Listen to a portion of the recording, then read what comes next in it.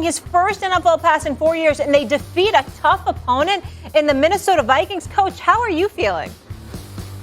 Frankly, at the end of the day, I think this is a great opportunity for us as a football team to grow and win through another adverse moment. We didn't have our leader, we didn't have our starting quarterback out there, and we went out and won a tough game in a hostile environment on the road. So it was a great opportunity for us, and I definitely feel like we made the right decision.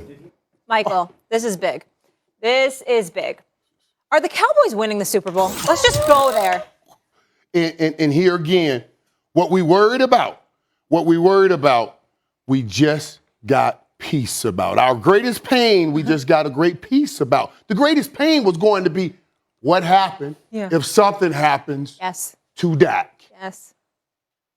Yes. Oh, my God. Yeah. Did you see that? Now, let's talk about what we saw, Stephen A., in the win that we saw, the WIN that we saw in that moment. Did you know, there's so many great stories in here. The Cooper Rush story. Yeah. Wait, Stephen A., I saw you do a beautiful thing over on HBCU and FAM and all. That was beautiful. That was beautiful because I know how you like to inspire people. You like to lift people, not just talk to them for a moment, but you want to give them something that they're going to walk out and live on for the next 10, 15 years of their life. That's what I love about you, Stephen A. The Cooper Rush story is that. Cut by America's team in 2020. Re-signed by America's team. Everybody, nobody gave this man a chance in yesterday's game. And in his first career start, he becomes the first player to toss for 300 yards and the winning touchdown in under a minute. No one else has ever done that. Send that story out to all the young men and allow those young men who has had setbacks to be inspired by that. That's a great story, but that's not even the story. He did it without a running game because you would think that, okay, Dak's out, they're going to lean on the running game. They're going to lean on the running game. The running games, he's only had 50 yards, Paul, at 26. I mean, they had 78 yards rushing. That was not even the answer. It was not even about the run game. And even though the rush story is a great story, the real story is that defense.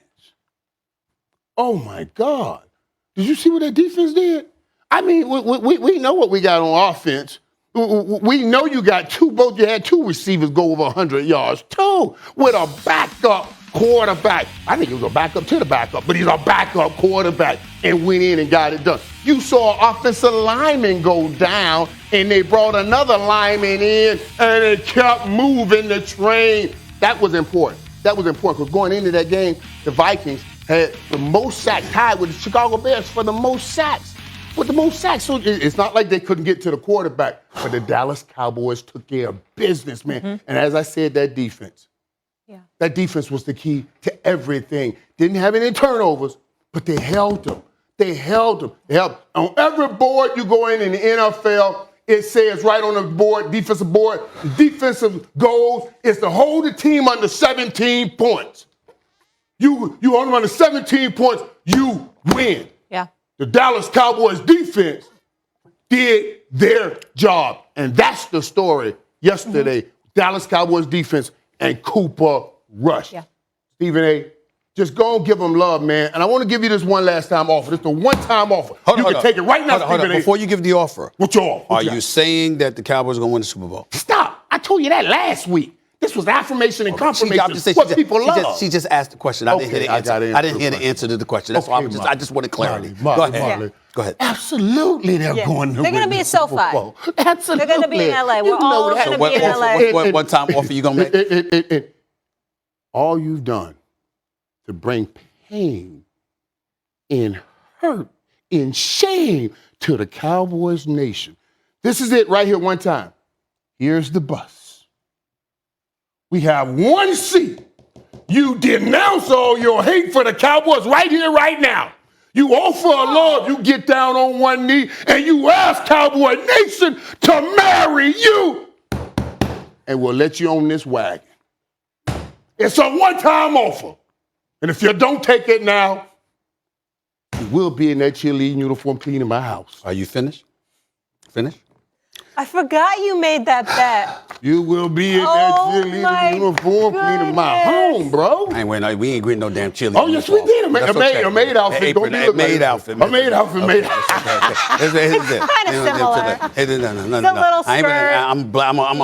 I'm a man. I will never wear that. I ain't Russell Westbrook either. I ain't wearing no dress. Here's the deal. Okay. Take that offer, buddy. I love you. Let me say this to you, Michael Irvin. Take that offer. I'd walk to Texas before I take that offer. There's no way in hell I'm taking that offer. You understand what I'm saying? What? You Cowboy fans out there could kiss my you-know-what. I can't stand y'all, but you got me. You got me right now because you see, here's the deal. I can't say anything. You got a top 5, you got a top 2 rushing attack, you got a top 3 passing attack, you're number 1 in yards, you got a top-rated offense. I told you the night he was drafted when you were screaming with him on Instagram, Micah Parsons is that dude. 11 tackles, quarterback hits. I mean, this brother's a monster. He's something special. By the way, it ain't just Trevon Diggs that's a Defensive Player of the Year candidate in my mind. Micah Parsons is as well. You got not 1 but 2 Defensive Player of the Year candidates on the Dallas Cowboys defense. I feel you on that. I'm not hating. I got it. I understand.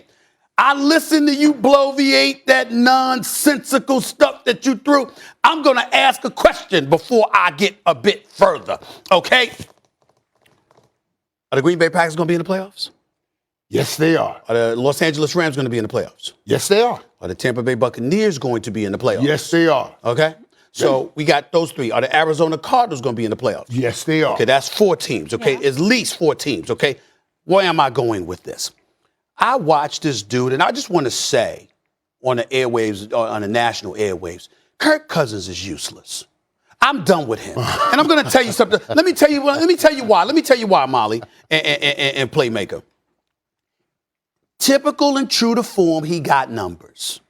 Little accurate here and there, didn't throw interceptions. Yeah, we got all of that. But you 1 for 11, either 1 for 11 or 1 for 13 on third downs. 7.7% on third down. When you have an opportunity to make plays, you can't do it. You score a touchdown, Mr. $84 million in guaranteed dollars from years ago. This man scores a touchdown on opening drive, and the next thing you know, all you can register the rest of the way is 3 field goals against a backup quarterback. Okay, against a backup quarterback. This is who Kirk Cousins is. Kirk Cousins is good enough to tease you into believing you got a chance to win games you usually ain't going to win because he's not that guy. But here's where I'm going with all of this. I'm looking at the Dallas Cowboys, and this is why I'm disgusted.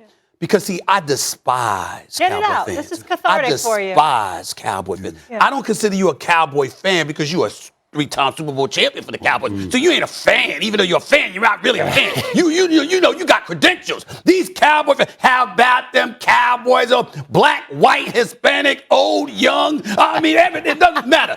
And here's the deal. I got to listen to this, and this is why you see this look on my face. Because I'm disgusted because of what I got to listen to. This is their schedule, Molly. Stay with me. Okay. Oh, yeah. Denver Broncos. I told y'all this. Talking about Atlanta Falcons. Oh, yeah. Kansas City Chiefs horrid defense. Yeah. The Raiders at home. Okay, New Orleans now in all likelihood without Jameis Winston. We pray that's not true, but it looks bad for him. Okay, then you got the Washington football team. Not only do you not have a quarterback, he's a muffler. You don't even have a name. Okay, then you got the New York Giants. Don't get me started with that. Then the Washington football team again. Yeah. You don't have a competitive game in my estimation until January 2nd. So it's entirely plausible that the Dallas Cowboys can run the table or lose just one game the rest of the way, end up 15-2, number 1 seed. Now, that's the bad news. Here's the good news. Here's the good news for me. I mean, you got to Here's the good news for me. Here's the deal. Here's the good news for me. You guys historically are allergic to prosperity. And what do I always say? What can go wrong will go wrong. Just be patient. Just wait. Unfortunately for me, I have to endure the holiday seasons Thanksgiving and Christmas before your comeuppance arrives. But I want to state for the record, it will arrive. You ain't going to sci-fi with the Cowboys. I promise you that. It's not going to happen. You will fall. It will be precipitous. It will be violent. It's going to be catastrophic. And I know that I'm going to have a good new year. I'm just upset because I got to wait 2 months before my glory